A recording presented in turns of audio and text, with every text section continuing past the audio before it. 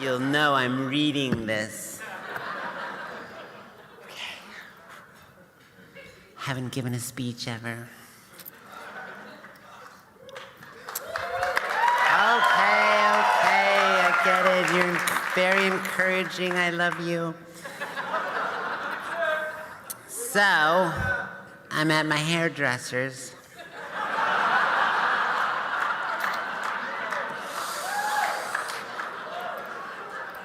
He's gay, go figure. And he's asking me about this event, and I say, yeah, the HRC wants to give me an award. Really, he says. Award for what? I say, well, I guess kind of for being myself.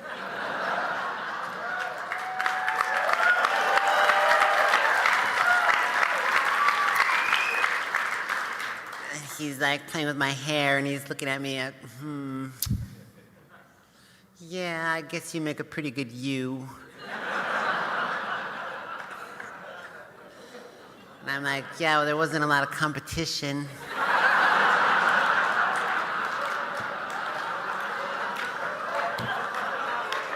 And then because he's a catty bitch, he goes, yeah, good thing, just imagine if you had lost.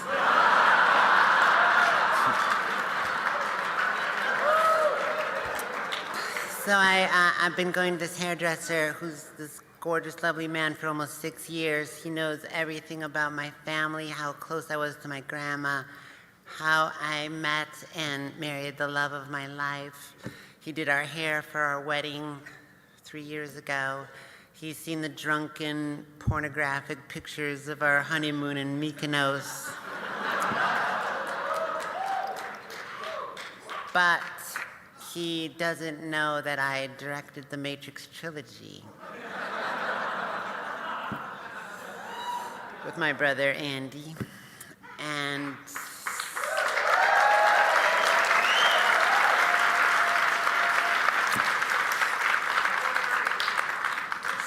so he knows all about who I am, but he doesn't know what I do.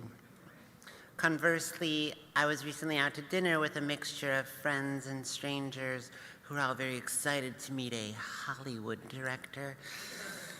But all they want to do is ask about Keanu Reeves, Tom Hanks, and Halle Berry. And throughout the dinner, they repeatedly refer to me as he or one of the Wachowski brothers. Sometimes using half my name, La.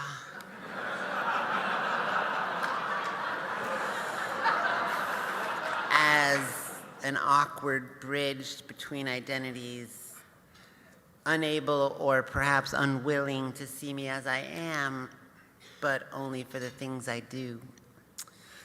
Every one of us, every person here, every human life represents a negotiation between public and private identity. For me, that negotiation took a more literal form in a dialogue between Andy, Tom Tickfer, our new brother by love, who's just gorgeous, with whom we directed our latest movie, Cloud Atlas. Thanks for the plug. Go see it. Several months ago, we were sitting in this Berlin club amidst beer-soaked haggardness of a space not intended to be inhabited by people and sunlight.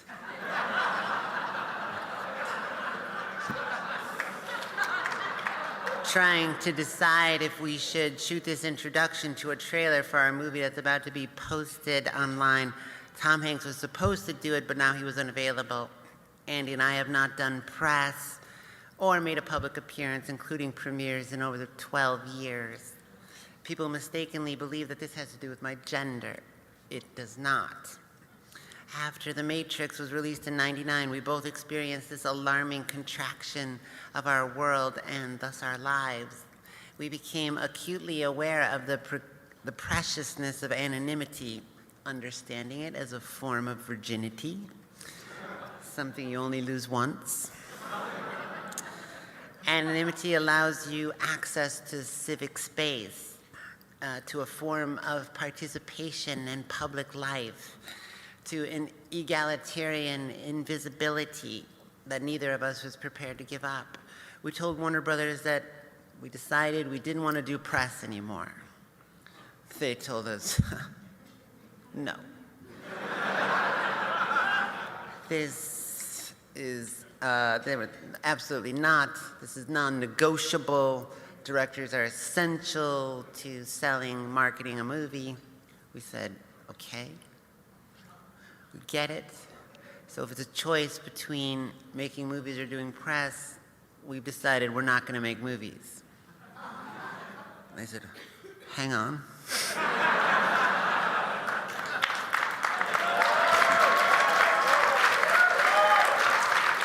Like, maybe there's a little room for negotiation. So this position and that negotiation was being re-examined in Berlin 3 months ago. All of us are conscious of the fact that not only will it be Andy and my first public appearance in a long time, but it'll also be the first time that I speak publicly since my transition. Parenthetically, this is a word that is a very complicated subject for me because of its complicity in a binary gender narrative that I am not particularly comfortable with.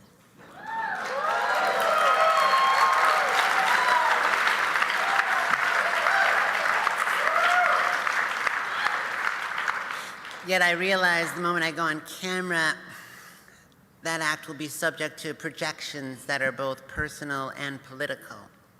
I have been out to my family and friends for over a decade, and the majority of that time I've been discussing this particular moment with my therapist, my family, and my wife, because I know eventually I'm going to do it, but I also know that there is going to be a price for it. I wasn't sure how it was going to come out. I just knew that when I finally did come out, I didn't want it to be about my coming out. I am completely horrified of the talk show, the interrogation and confession format, the weeping, the tears of the host.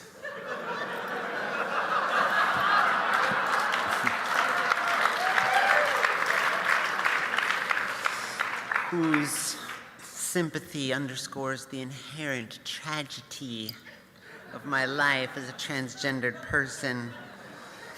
And this moment fulfilling the cathartic arc of rejection to acceptance without ever interrogating the pathology of a society that refuses to acknowledge the spectrum of gender in the exact same blind way they've refused to see a spectrum of race or sexuality.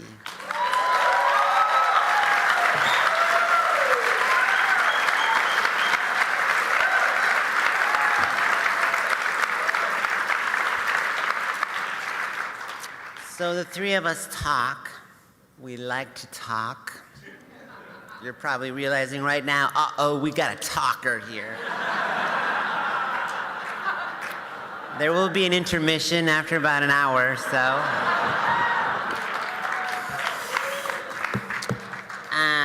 And we're alternating perspectives, quite conscious of the fact that we have just made a film about this subject, about the responsibilities human beings have to one another, that our lives are not entirely our own. There is dialogue from the film merging easily with our discussion, and I find myself repeating a line from a character who I was very attached to, who speaks about her own decision to kind of come out. She says, "If I had remained invisible, the truth would stay hidden, and I couldn't allow that." And she says this aware that even at the moment she's saying it, that the sacrifice she has made will cost her her life. Suddenly I begin this very intense rush of images, thoughts, and memories going through my mind, a kind of life flashing before my eyes that happens, people describe near-death experiences. As it begins, I start to understand just how complex the relationship between visibility and invisibility has been throughout my life. I remember the third grade. I remember recently moving and transferring from a public school to a Catholic school. In public school, I played mostly with girls. I have long hair, and everyone wears jeans and t-shirts. In the Catholic school, the girls wear skirts, the boys wear pants. I am told I have to cut my hair. I wanted to play foursquare with the girls, but now I am one of them. I am one of the boys. Early on, I am told to get in line after a morning bell, girls in one line, boys in the other. I walk past the girls, feeling this strange, powerful gravity of association. Yet some part of me knows I have to keep walking. As soon as I look towards the other line, though, I feel a feeling of differentiation that confuses me. I don't belong there either. I stop in between them. The nun, I realize, is staring at me, and then she's shouting at me, and I don't know what to do. She grabs me, and then she's yelling at me. I'm not trying to disobey, I'm just trying to fit in. My silence infuriates her, and she starts to hit me, and suddenly, most improbably, if it happened in a movie, you would never believe this, but there's these screeching tires, and my mom suddenly just happened to be driving by. It's like, totally true. She jumps out of her car, she hurls herself at this nun, rips me away from her, rescuing me. She warns her, the nun, never to touch me again. And I have.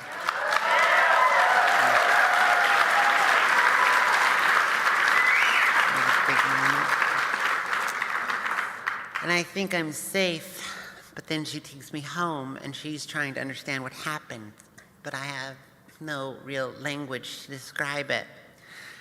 I just stare at the floor, and she keeps asking me over and over what happened, and I begin to feel the same frustration, the same mounting fury that I felt with the nun. She tells me to look at her, but I don't want to, because when I do, I'm unable to understand why she can't see me. The last time I was asked to make a speech like this one, as my 8th grade graduation. I was valedictorian of my class, and Mr. Henderson, my teacher, informed me that I got to give a speech as a result of being valedictorian. I didn't think this was a very good deal.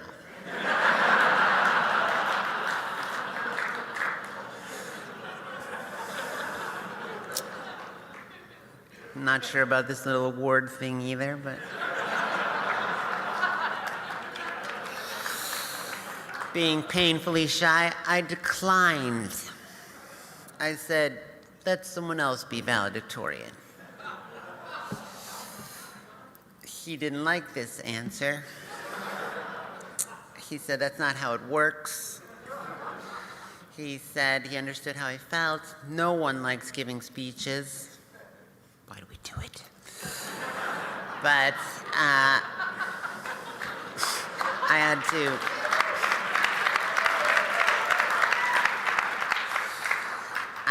sometimes I had to think about not just myself. I had to speak for my class, and I had to speak for my parents, who would be very proud of me, he said. There are some things that we have to do for ourselves, but there are other things that we do for other people. So I wrote this speech back then, much as I wrote this one, with butterflies churning. I worked on it at night, wearing the slip that I used as a nightie that I had stolen from my sister. I wrote about the way that knowledge had an actual materiality, not unlike the materiality of a ladder that could be used to gain access to places and worlds that were previously unimaginable.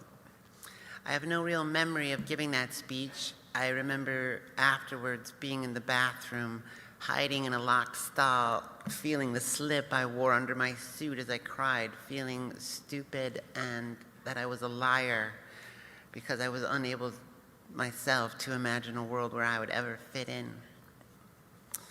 In high school, I joined theater department partially because of my older sister, but mostly because of the storeroom high above the stage amongst the catwalks that was filled with costumes. I fell in love with this storeroom as much for its dust-scented privacy where I would sit and read as for the racks of dresses and endless rows of shoes. I remember wearing this beautiful brocaded dress one day with a built-in corset when suddenly I heard the stage manager calling my name. Just before she opened the door, I dove desperately into the shadowed folds beneath the rack dresses, heart pounding like a mouse, listening to her call my name over and over, praying that somehow I might remain invisible. As I grew older, an intense, anxious isolation coupled with constant insomnia began to inculcate an inescapable depression. I have never slept much, but during my sophomore year in high school, when I watched many of my male friends start to develop facial hair, I kept this strange, relentless vigil, staring in the mirror for hours, afraid of what one day I might see. Here, in the absence of words to defend myself, without examples, without models, I began to believe voices in my head that I was a freak, that I am broken, that there is something wrong with me, that I will never be lovable. After school, I go to the nearby Burger King and I write a suicide note. It ends up being over 4 pages.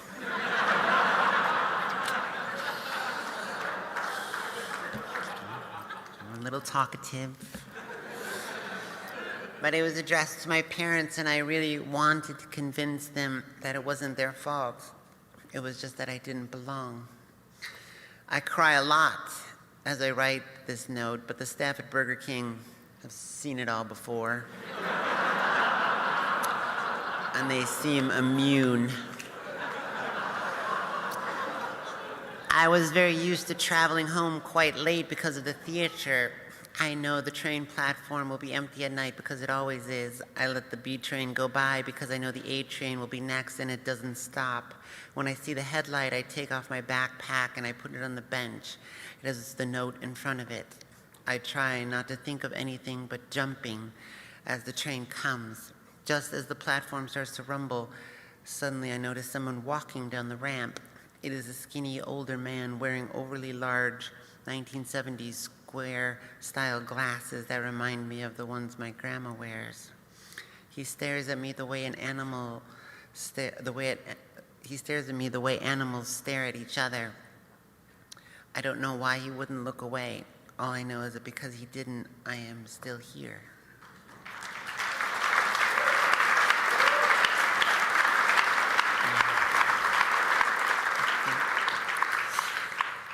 Years later, I find the courage to admit that I am transgendered and that this does not mean that I am unlovable. I meet a woman, the first person that has made me understand that they love me not in spite of my difference, but because of it. She is the first person to see me as a whole being. And every morning I get to wake up beside her. I can't tell you how grateful I have been for those 2 blue eyes in my life.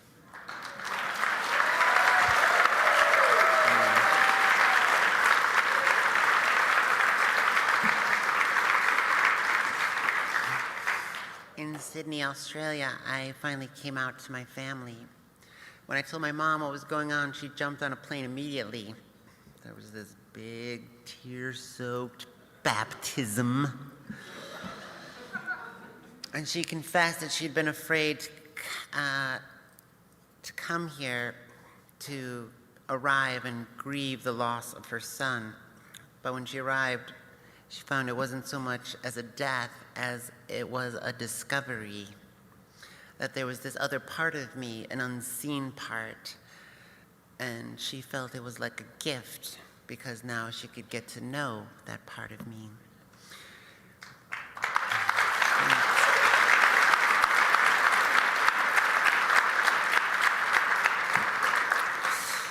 We went to dinner. I dressed as feminine as I could, wanting to be seen by strangers as Lana, hoping that waiters would not call me sir or he, as if these people suddenly had the power to confirm or deny my existence.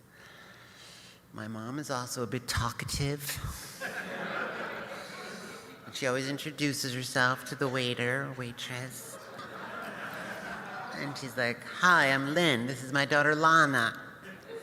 And the waitress smiled and said, "Wow, she looks just like you."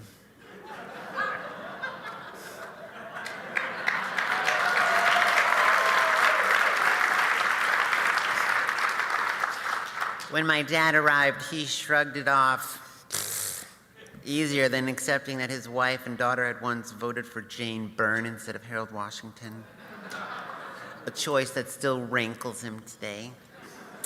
He said, "Look, if my kid wants to sit down and talk to me, I'm a lucky man.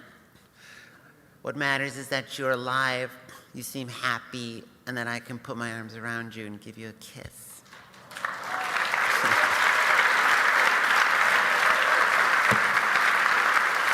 Now, having good parents is just like the lottery. You're just like, "Oh my God, I won the lottery. What the? I didn't do anything." I remember thinking about my dad's words, his acceptance of me when my wife and I first read about Gwen Arroyo. It seemed impossible that something like that could happen so close to this city. And yet here was this person like me murdered by ignorance, by prejudice, murdered by intolerance. It seemed in direct inverse proportion to the kind of acceptance of my family. Murdered by a kind of fear that seeks to obliterate any evidence that would prove that the world is different from the way they want to see it, from the way they want to believe it to be. Invisibility is indivisible from visibility. For the transgender, this is not simply a philosophical conundrum. It can be the difference between life and death. A few short weeks ago, after my coming out, three of us, Tom, Andy, and I, were being interviewed. One of the reporters ventured away from the subject of the film towards my gender. Imagine that, a reporter. My brother quickly stepped in. "Look, just so we're clear," he says, "if somebody asks something or says something about my sister that I don't like, understand I will break a bottle over their head."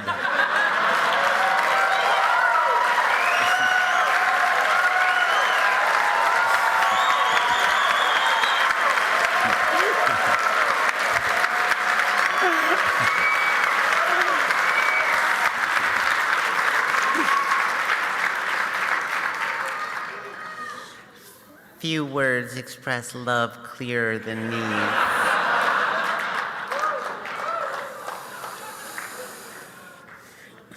I am here because Mr. Henderson taught me that there are some things we do for ourselves, but there are some things we do for others. I am here because when I was young, I wanted very badly to be a writer. I wanted to be a filmmaker, but I couldn't find anyone like me in the world, and it felt that my dreams were foreclosed simply because my gender was less typical than others. If I can be that person for someone else,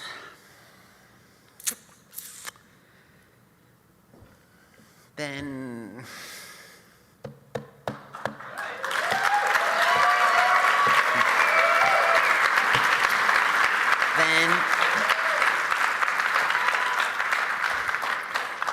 then the sacrifice of my private civic life may have value.